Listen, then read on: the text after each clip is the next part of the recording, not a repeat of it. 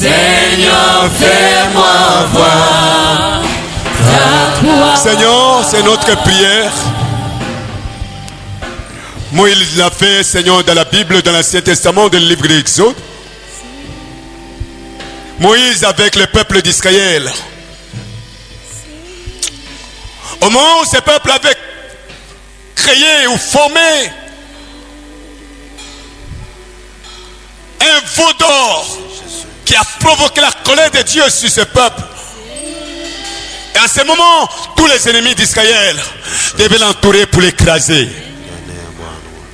Moïse t'a dit, fais-moi voir ta gloire. Si tu ne nous fais pas voir ta gloire, ne nous fais pas quitter ces lieux.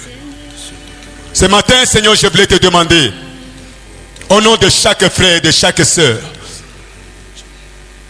au nom de chaque papa, chaque maman, nous demandons, fais-nous voir ta gloire. Nous avons tellement vu des choses dans ce monde. Nous avons vu des hommes, des femmes. Nous avons vu des inventions technologiques. Nous avons vu toutes sortes de choses que la science est en train de nous montrer aujourd'hui. Ça ne comble pas notre désir. Notre désir, c'est la gloire de Dieu. Fais-nous voir ta gloire ce matin. Lorsque tu vas nous parler, Seigneur, fais-nous voir ta gloire. Parle à quelqu'un, notre Dieu, que ta gloire se fasse voir dans sa vie, notre Dieu, à travers la lecture de ta parole, à travers notre Père, mon Dieu, cette prédication. Fais-nous voir ta gloire. Il n'y a rien de bon que nous pouvons regarder encore dans le monde. Ce n'est que chaos. Ce n'est que nouvelles de guerre, de tueries. Ce n'est que des troubles. Manquant de paix et de joie. Fais-nous voir ta gloire, mon Dieu. Et bénis ta parole au nom de Jésus. Amen. Amen.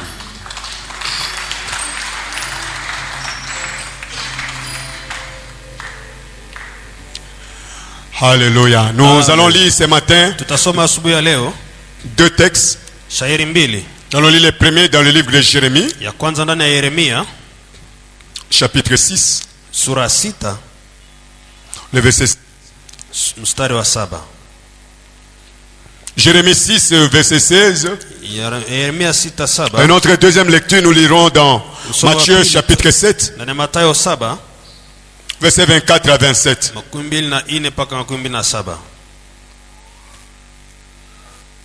Nous commençons notre lecture Tunaanza usomi wetu avec le livre de Jérémie. na kitabu ya Yeremia. Jérémie chapitre 6, verset 16. Nous lisons. Mstari wa 16 tunasoma. Ainsi parle l'Éternel. Placez-vous sur le chemin, regardez et demandez quels sont les anciens sentiers. Quelle est la bonne voie? Marchez et vous trouverez le repos de vos âmes. Mais ils répondent, nous n'y marchons pas. Nous lirons Matthieu chapitre Tasoma Mathayo chapitre 7, sura ya 7 le verset 24 à 27. 24 mpaka 27. C'est pourquoi quiconque entend ces paroles que je dis et le même pratique sera semblable à un homme prudent qui a bâti sa maison sur le roc. La pluie est tombée, les torrents sont venus, les vents ont soufflé et se sont jetés contre cette maison. Elle n'est point tombée parce qu'elle était fondée sur le roc. Mais quiconque entend ces paroles que je dis et ne les met pas en pratique sera semblable à un sens qui a bâti sa maison sur le sable. La pluie est tombée, les torrents sont venus, les vents ont soufflé et ont battu cette maison. Elle est tombée et sa ruine est grande. Ainsi, on ajoute le verset 28. Après que Jésus eut achevé ses discours, la foule fut frappée de sa doctrine. Amen. Amen. Alléluia. Amen. Nous commençons notre prédication par le texte de Matthieu. Tunaanza mahubiri yetu na shairi ya Mathayo. Le Seigneur Jésus lui-même est en train de parler dans ce texte. Bwana Yesu anasema ndani ya hii shairi. Et le Seigneur est en train de nous placer devant deux maisons. Anatuweka mbele ya nyumba mbili. Deux maisons du même plan. Nyumba mbili ya majenzi mamoja. Probablement ça doit être le même ingénieur ou le même architecte qui a fait ces plans-là de ces deux maisons. Inaweza kuwa mjenzi yule alifanya nyumba zote mbili. Deux maisons de même plan. Nyumba mbili za ujenzi deux maisons moja. de même construction. Ya hali moja ya majengo. C'est comme les maisons de camp. Ni kama nyumba ya kambi. Camp de travailleurs. Kambi ya wafanyakazi. Camp militaire par exemple. Ya wajeshi. On a l'habitude de construire les maisons identiques. Wanajenga nyumba za kufanana. Des mêmes maisons, des maisons de même formation. Nyumba sawa sawa za namna moja. Nous sommes devant deux maisons. Tunakuwa mbele ya nyumba mbili. Ils ont les mêmes fenêtres. Inakuwa na madirisha mamoja. Ils ont le même nombre de chambres. Hesabu ya chumba ni moja. La même forme de toiture. Hata hali ya juu ni moja. Les briques qui ont constitué ces murs sont les mêmes. Hata matofali ni mamoja. Deux maisons identiques. Nyumba mbili ya kufanana. Deux maisons de même plan. Inakuwa na majenzi mamoja. Et si les tempêtes n'avaient pas fait leur effet, na wakati walifanya hiyo kazi, ces deux bâtiments auraient pu sembler être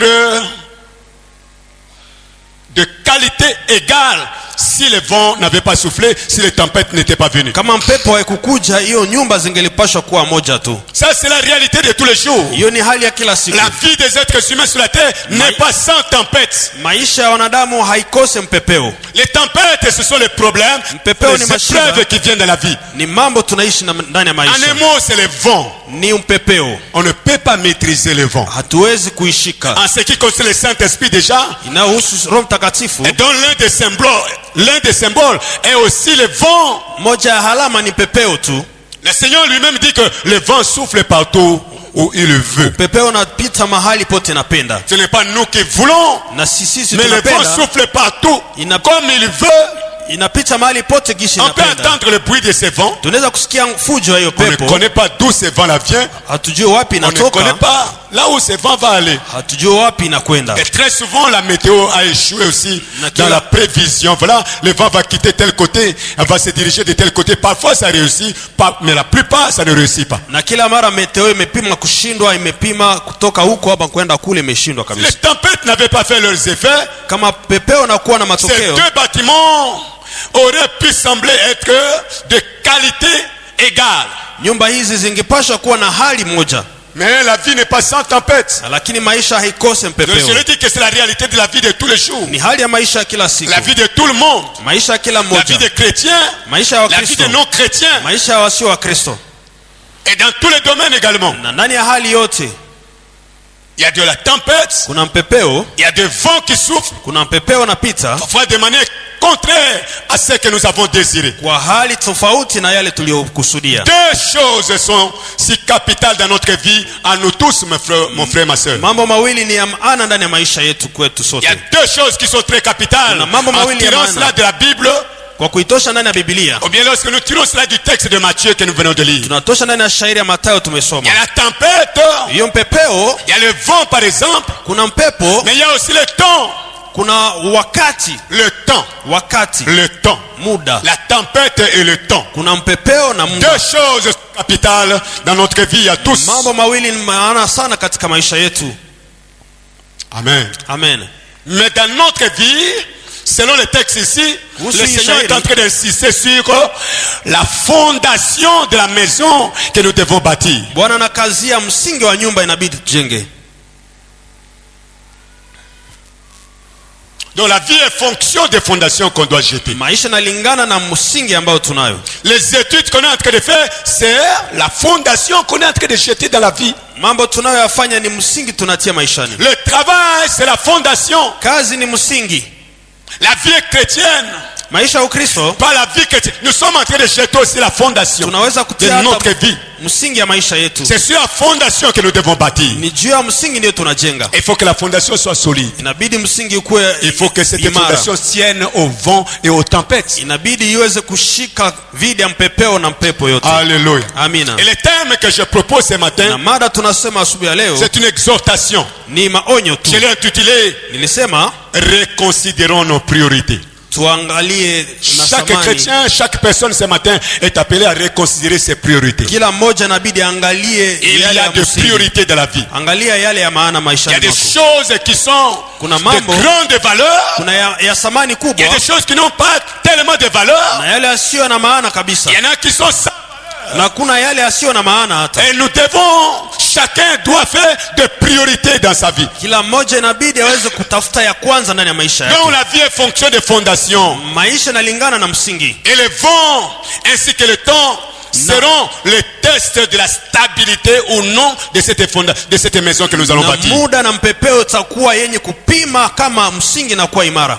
Donc, le texte nous amène à réfléchir sur la fondation de notre vie chrétienne. Inatupeleka kwa kuchunguza juu ya msingi ya maisha yetu ya Kristo. Tout à l'heure, nous allons bénir ce couple qui est devant nous. Sasa hivi tutabariki wanandoa wanakuwa mbele Le yetu. couple également est appelé Wanaitwa pia à réfléchir sur la fondation qu'il va jeter aujourd'hui kwa avec Dieu. kuchunguza msingi ambao wataweka leo.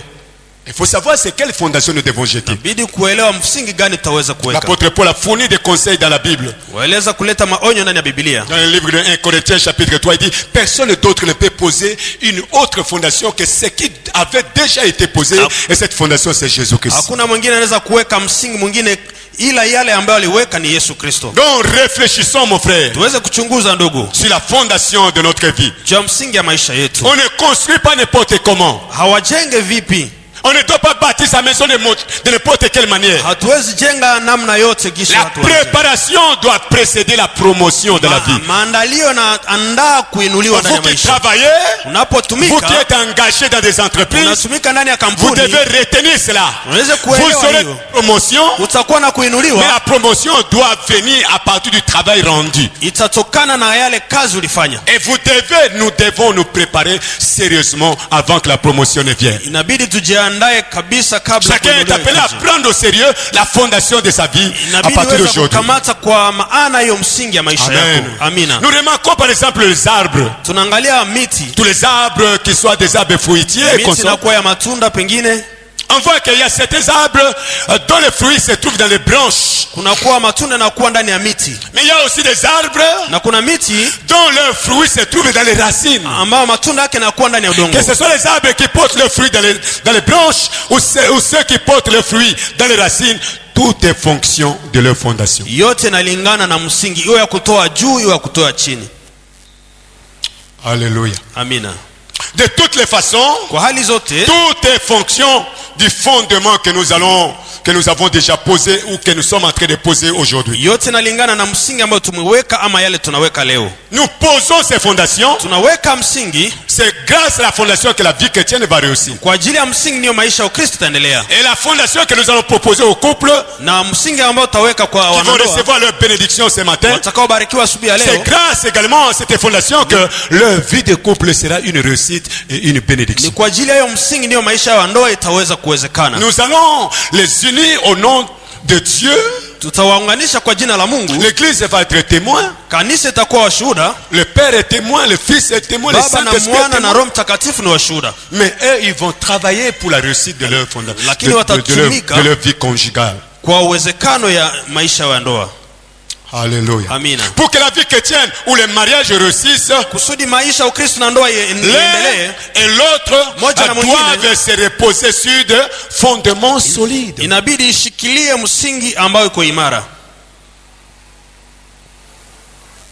On constate une perte de grande perte dans notre vie chrétienne, même dans la vie du couple aujourd'hui. Tunaona ukosefu ndani ya maisha yetu ya Ukristo ama ndani ya ndoa Les masiku ya leo. priorités chrétiennes changent de jour au jour. Mambo ya msingi ya Ukristo yanabadilika siku baada ya Et nyingine. surtout les priorités dans le mariage. Hata katika ndoa Ça change tellement. inabadilika Ça change kabisa. tellement. Inabadilika kabisa. Dans le mariage, par exemple, on Ndani ya ndoa. dépense beaucoup d'argent. Tunatoa pesa nyingi kabisa. Il y a des couples qui dépensent beaucoup d'argent Kuna wanandoa wanapoteza pesa nyingi pour que le mariage si. kusudi ndoa iweze Ils kuwezekana. dépensent beaucoup d'argent pour la soirée. Wanatoa pesa nyingi kwa J'ai jioni. vu dans certaines fêtes, Niliona ndani ya même les Karamu. assiettes avec lesquelles on a servi les plats, même la photo de ces couples-là dans les assiettes. Hata ndani ya chombo cha kutia chakula kulikuwa picha ya wanandoa. Un couple qui est allé jusqu'en Ouganda commander même de l'eau de table avec leurs photos. Kuna watu walienda kuleta hata meza na picha zao. Mais les gens vont boire et jeter cette photo-là par terre. Watu watakunywa watatupa hiyo picha chini. Les associés des assiettes à usage unique. Na hiyo ni vitu vya kutimizia tu. Donc on fait tellement de dépenses d'argent. Wanapoteza pesa nyingi kweli. Pour le seul jour du mariage. Kwa siku moja ya ndoa. Tellement d'argent pour la fête et pour la soirée. Kwa karamu ya jioni tu. Ça crée même des problèmes dans nos foyers aujourd'hui. Naleta hata shida ndani ya ndoa zetu.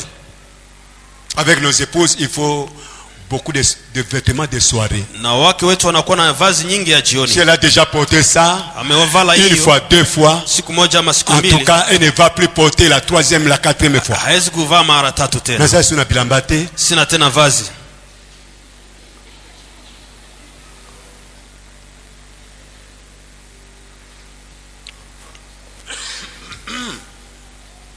Il y en a qui louent même. Je vois à Kinshasa, on loue des robes, les robes des mariés, de l'Europe jusqu'à Kinshasa. Wanatosha hata nguo ya mwanandoa kutoka Ulaya mpaka Kinshasa. Seulement pour ce soir. Kwa hiyo jioni tu. Alors je reviens toujours à ma question. Narudia kwa swali yangu tu. Qu'est-ce qui fait que la robe du mariage, nini nafanya la robe de la mariée se porte qu'une seule fois dans la vie.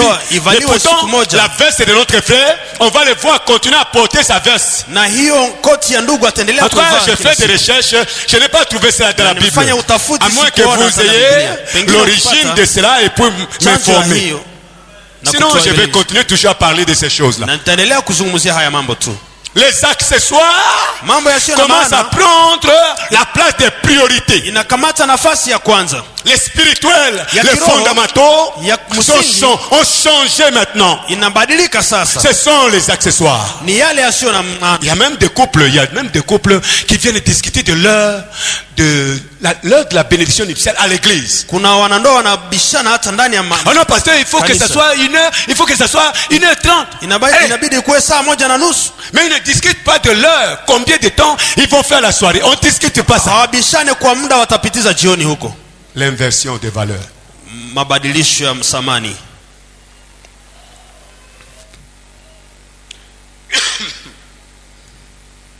Quelles sont les priorités, par exemple, dans la vie du couple?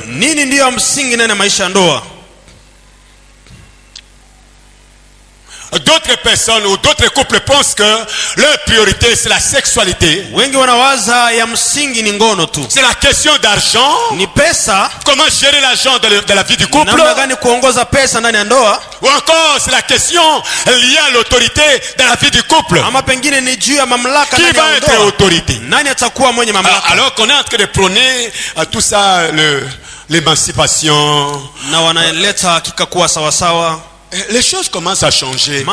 On commence à quitter la vraie ligne avec la parole de Dieu, la Bible. Mais on commence à s'attacher beaucoup plus à la science et à tout ce qui se passe en dehors de la parole de Dieu. Et on prend cela comme un modèle à suivre.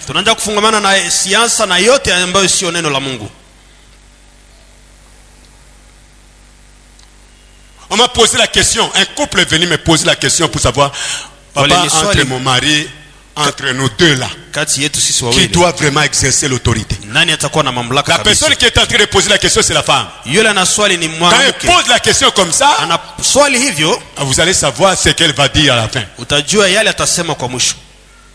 En posant de telles questions, c'est parce que c'est elle qui travaille et qui ramène l'argent à la maison. Elle demande, comme c'est elle qui ramène l'argent à la maison, qui va exercer l'autorité. La Bible ne me dit pas qu'on va exercer l'autorité parce que c'est moi qui donne l'argent, j'exerce mon autorité à cause de l'argent. La Bible a déjà tracé, ce sont des principes préétablis. Que chacun doit entrer dans son principe et l'appliquer afin que la paix revienne et Dieu soit béni aussi.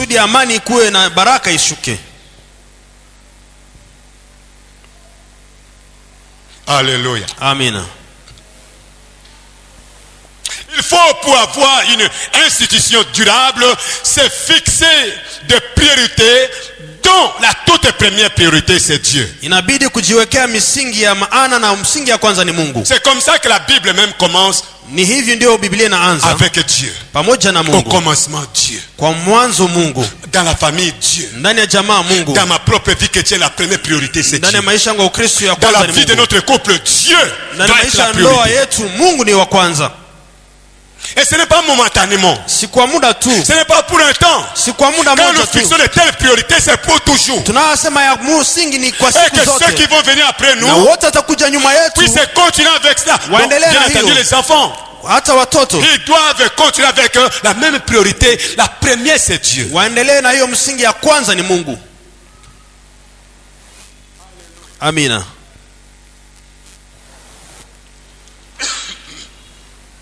D'abord, prendre en considération sa propre relation avec Dieu. Tukamate ya maana uhusiano wetu na Mungu. La relation de chaque chrétien avec son Dieu. Uhusiano wa kila Mkristo na Mungu. Avant la relation de tous les groupes avec Dieu, d'abord la relation individuelle avec son Dieu. Mbele ya uhusiano wa watu wote na Mungu, lakini uhusiano yetu Sa na Mungu propre pekee. communion avec son Seigneur. Uhusiano wa kwanza na Mungu. Et si dans le couple, Ndani ya ndoa, d'abord la relation de chaque membre du couple avec Dieu et ensuite leur relation en union avec Dieu. inabidi uhusiano ya mtu mmoja moja pamoja na Mungu kiisha uhusiano wa Ce wote na sont Mungu. des principes que Dieu avait déjà Ni établis. njia ambayo Mungu ameweka Et tayari. nous sommes condamnés à connaître ces Na principes-là. inabidi tuweze kuelewa hiyo njia. Lorsque ces principes sont respectés et appliqués, Wakati tunaelewa hiyo njia na tunaishika,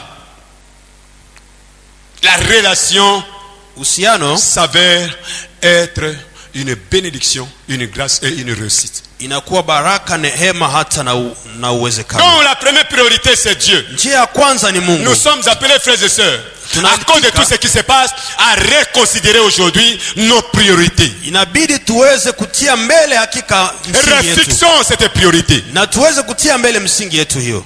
Demandons que Dieu soit le premier de toutes choses. Tuombe Mungu awe wa kwanza kwa mambo Que yote. je pleure, Hata nilie, que je me réjouisse, hata nifurahi, que je sois heureux, que je sois malheureux. hata nikuwe ndani ya Mais furaha que Dieu na ne huzuni. change jamais dans ma vie. Lakini Mungu Que asibadilike la ndani ya place de maisha Dieu ne yangu. soit jamais changée par quoi que Nafasi ce ya soit. Mungu isibadilike Que ndani le ya maisha travail ne yangu. vienne pas changer Dieu. Kazi isibadilishe Que le Mungu. mariage ne vienne pas déloger Dieu Ndoa de sa première place. isitoshe Mungu kwa nafasi yake ya kwanza. Dieu toujours. Mungu kwanza. Dieu toujours. Mungu wa Et on kwanza. remarque cette priorité dans la Bible. Tunaona ndani ya maisha. C'est seulement dans la Bible que nous pouvons puiser cela. Ni ndani ya Biblia ndio Dans tunayaona. Exode chapitre 20, Ndani ya Kutoka 12 je vais vous inviter, nous allons lire tout cela ensemble. tutasoma pamoja. Exode chapitre 20, Kutoka 12 Dieu lui-même, Mungu en binafsi donnant sa parole à Moïse, aleta neno lake kwa Musa, il fixe comme première priorité lui-même. analeta ya msingi yeye binafsi. Et ça prend 11 versets. Inakamata mistari 11. Exode chapitre 20. Nous allons lire. Kutoka Alors Dieu 12. prononça toutes ces paroles en disant, Na Mungu akambia hiyo neno zote, je suis l'Éternel ton Dieu qui te fait sortir du pays d'Égypte, de la maison de servitude. Tu n'auras pas d'autre Dieu devant ma face. Tu ne te feras point d'image taillée, de représentation quelconque, des choses qui sont en haut dans les cieux, qui sont en bas sur la terre et qui sont dans les eaux plus bas que la terre. Tu ne te prosterneras point devant elles et tu ne les serviras point. Car moi l'Éternel ton Dieu, je suis un Dieu jaloux qui punit l'iniquité des pères sur les enfants jusqu'à la 3e et à la 4e génération de ceux qui me haïssent, et qui fait miséricorde jusqu'à 1000 générations à ceux qui m'aiment et qui gardent mes commandements. Tu ne prendras point le nom de ton Dieu, l'Éternel ton Dieu, en vain, car l'Éternel ne laissera point impuni celui qui prendra son nom en vain. Souviens-toi du jour du repos pour le sanctifier. Tu travailleras 6 jours et tu feras ton ouvrage. Mais le 7e jour est le jour du repos de l'Éternel ton Dieu. Tu ne feras aucun ouvrage, ni toi, ni ton fils, ni ta fille, ni ton serviteur, ni ta servante, ni ton bétail, ni l'étranger qui est dans tes portes. Car en 6 jours, l'Éternel a fait les cieux et la terre et la mer et tout ce qui est contenu. Et il s'est reposé le 7e jour. C'est pourquoi l'Éternel a le jour du repos et l'a sanctifié. Voyez? Et ça reste seulement quelques 7 versets pour les autres besoins. Inabaki mistari 7 tu kwa wengine mambo. Dieu lui-même occupe le cœur de ces commandements-là. Mungu yeye peke anakamata. Je suis l'Éternel ton Dieu. Mimi ni Bwana Mungu wako. Et dans Deutéronome, ndani ya Kumbukumbu la Torati, chapitre 6, sura 6, verset 4 à 5. mstari ya 4 na 5. Et on ajoute le verset 6 jusqu'à verset 8. Hata mstari ya 6 na 8. Dieu dit, écoute Israël. Sikiliza Israeli. L'Éternel notre Dieu est le seul éternel. Tu aimeras l'Éternel ton Dieu de tout ton cœur, de toute ton âme et de toute ta force.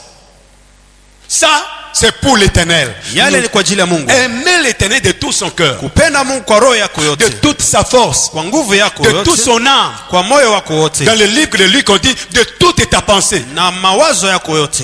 Et il continue, il dit, Anaendelea kusema, et ces commandements que je te prescris aujourd'hui, ces commandements que je te prescris aujourd'hui, na amri hiyo nakupatia leo seront dans ton cœur. itakuwa ndani ya roho yako. Le fait d'aimer l'Éternel Kwa kupenda Mungu doit rester dans ton cœur. inabidi baki rohoni mwako. Ça doit rester dans le cœur de chacun de nous. Baki rohoni ndani ya kila mtu. Le verset 7, il dit, Saba tu inasema, les inculqueras à tes enfants. Utaifundisha kwa watoto wako. Ces commandements, tu les transmettras à tes enfants. Hiyo amri utaipatia watoto Et tu en wako. parleras quand tu seras dans ta maison. Na utaizungumzia wakati utakuwa nyumbani mwako. Tu en parleras quand tu seras en voyage. Utaizungumzia ukiwa safarini. Tu en parleras quand tu te coucheras et quand tu te lèveras. Utaizungumzia wakati utakapolala na Il kuamka. faut avoir le culte familial à la maison. Au Inabidi kuwa na lever du... ibada ya nyumbani. Quand nous nous levons de notre lit, Tunapoamka la vitandani, première chose, ce n'est pas d'abord de brosser sa bouche, mais c'est de chercher la face de l'Éternel. jambo la kwanza si kusukutua, Louez lakini Dieu, kutafuta Seigneur, Mungu. merci de m'avoir réveillé du sommeil dans lequel j'étais comme un cadavre. Nasema asante Mungu kwa kuniamsha ndani ya usingizi. Remettre entre les mains de Dieu tout ce qui va se passer au courant de la journée. Yote ambayo utapitika ndani ya Que Dieu mchana. s'occupe de la journée, que Dieu s'occupe de toi. Mungu ahusike nao ndani ya mchana mzima. Alléluia. Amina. Et on aura toujours des victoires, on aura toujours amené une très bonne vie, mon frère, ma Na soeur. tutaendelea tu ndani ya ushindi na tutaishi maisha mazuri. Ici, j'avais dit, peu importe le temps que cela peut prendre. Haijali muda Ça ambao peut être 30 utakaokamata. minutes. Inaweza kuwa Ça peut muda, être 15 minutes. inaweza kuwa dakika Mais pourvu 15 qu'on soit fidèle à ce temps-là, qu'on a fixé pour la gloire de notre tuweze Dieu. kuwa waaminifu ndani ya yeye muda tulipatia Mungu. Alléluia. Amina. Nous lisons encore Deutéronome chapitre 30, Tunasoma Kumbukumbu la Torati 13 du verset 11 jusqu'au verset 15. 11 mpaka 15.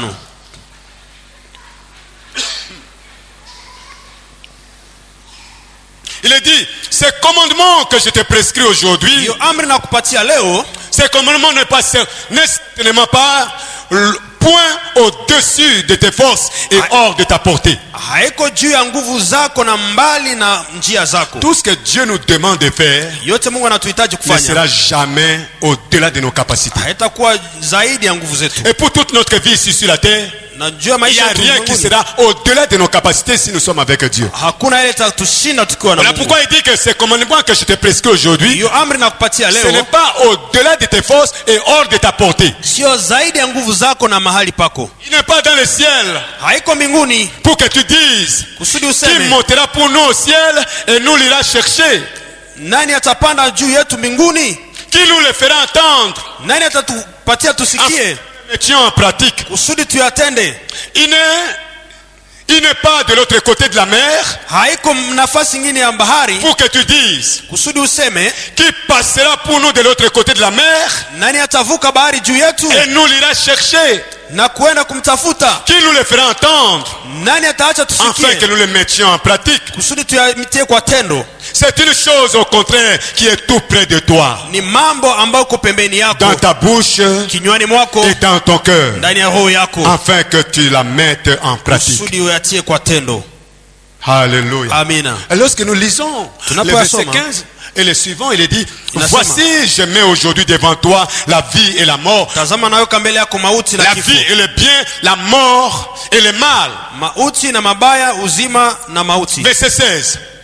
Car je te prescris aujourd'hui d'aimer l'Éternel, ton Dieu, Nakwambia upende Mungu wako de marcher dans ses voies, na kutembea ndani ya njia yako d'observer ses commandements, na kuangalia amri ses zake, lois et ses ordonnances, sheria zake, afin que tu vives kusudi uishi et que tu multiplies na uzidishe, et que l'Éternel ton Dieu te bénisse dans le pays dont tu vas entrer en possession. na Mungu akubariki ndani ya nchi ambayo utakaokaa ndani Mettre yake. cela en pratique Tia kwa tendo pour que tu puisses réussir.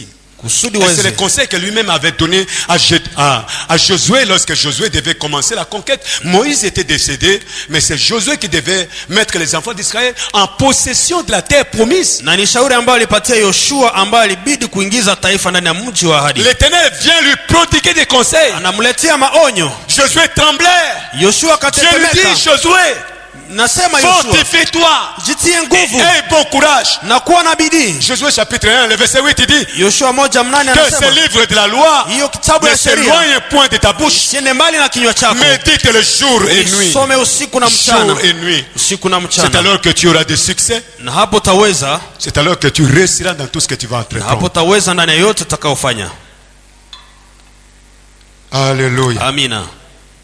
Les lire régulièrement, chaque jour de la vie. On ne peut pas passer un seul jour sans qu'on lise la parole de Dieu. Ah, ouais, À c'est part la compliqué, prédication c'est de ce dimanche matin, Hawezi kupitia siku moja bila kusoma, bila jusqu'à ce que la nuit tombe, mpaka usiku, jusqu'à ce que nous allions nous étendre sur nos lits, nous devons, chacun doit lire la parole de Dieu. mpaka tuende vitandani, inabidi kila moja asome Biblia. Parce que Dieu est égal à sa parole. Mungu analingana na neno lake. Il faut l'aimer de tout son cœur, Some na roho de toute yote sa force, na nguvu de yote toute son âme, na de nafsi toutes ses yetu pensées. na mawazo yetu. Donc, aimer Dieu, c'est lire sa parole. Kupenda Mungu ni kusoma neno lake.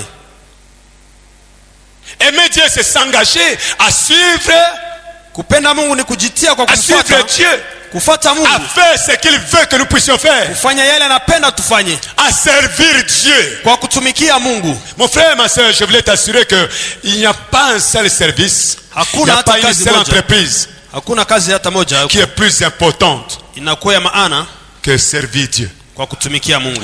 Peu importe le salaire que cela va comporter, Haijali pesa peu itakuletea, importe ce que cela va rapporter. haijali yale Moi, je itakuletea. sers Dieu si on me paye. Natumikia Mungu, wananilipa. Mais peu importe ce qu'on me paye, Haijali yale wananilipa. le vrai salaire, c'est ce que Dieu me donne. Mshahara ya kweli ni yale Mungu anatupatia. Moi, je ne paye pas l'hôpital. Silipe dawa, Je n'entre pas à l'hôpital parce que Dieu m'a siingie pris en charge. hospitali, kwa maana Mungu amenishika.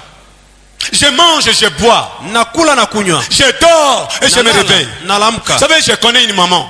Najua Elle mama vit en moja Belgique. anaishi J'ai Ubelgiji. prié avec elle. Naomba naye Toute la vie, maisha yote, toute sa vie, maisha yake chaque yote, nuit, kila usiku, pour qu'elle puisse avoir un petit sommeil, il faut prendre des médicaments. kusudi alale usingizi inabidi Chaque akunywe dawa nuit.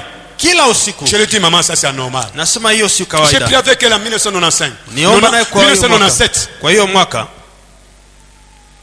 Elle prend des médicaments chaque nuit pour Ana- qu'elle puisse fermer les yeux et dormir. anakunywa dawa kila siku kusudi alale Elle usingizi. peut sursauter dans la nuit, le sommeil est parti, il faut encore prendre d'autres médicaments afin Inabidi de continuer le akunywe sommeil. tena kusudi endelee na usingizi. Mais toi et moi, quand nous tombons là, Mimi nao en tout tunapoala cas on est des cadavres. tunakuwa On va kama maiti, dormir tutalala jusqu'à nous réveiller le matin. mpaka Ce sont asubuhi. des grâces que nous ne pouvons pas comprendre, mon Ni frère, ma neema soeur. ambayo tuwezi Il y a des kuelewa, gens qui mpendwa. souffrent pour cela, Kuna watu mais wanateseka toi, kwa ajili ya hiyo. moi, nous ne souffrons pas pour cela. Mimi na Comment wewe ne tuteseka devons-nous kwa pas hiyo. servir Dieu? Namna gani hatutatumikia Ça, Mungu? c'est l'un des salaires que Dieu nous donne. Hiyo ni mshahara sommeil. Mungu anatupatia. Le sommeil, c'est l'un des Usingizi. salaires. Usingizi ni mshahara. Alléluia. Amina.